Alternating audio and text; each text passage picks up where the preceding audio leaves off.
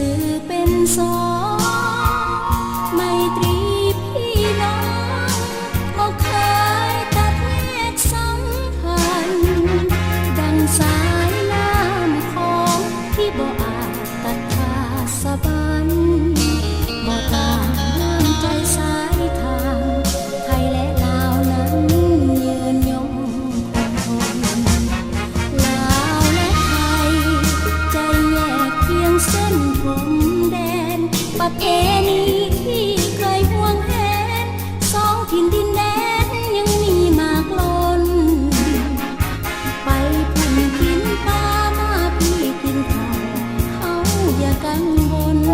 เป็นบ้านแก้วเมืองดองมาดนฮักในซากตนฮักในไมตรีถึงพื้นแผ่นดินจะมีพรมแดนกลางกันแต่บ่สำคัญฮักกันได้อ้ายน้องพ้องพี่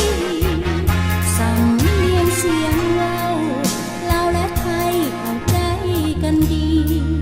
มิตรภาพสองชาติเฮานี้จงเพิ่มทวีมันยืนมันยืน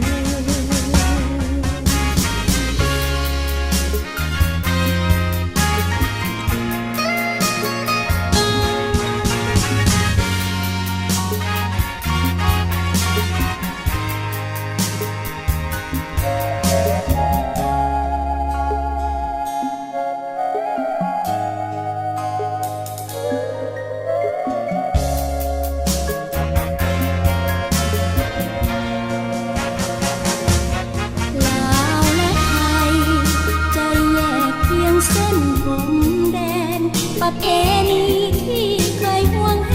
นสองถิ่นดินแดนยังมีมากล้นไปพุ่นกินปลามาพี่กินข้าวเขาอย่ากังวลเป็นบ้านแก้วเมืองดองมาดนฮักในซากตนฮักในไมตรี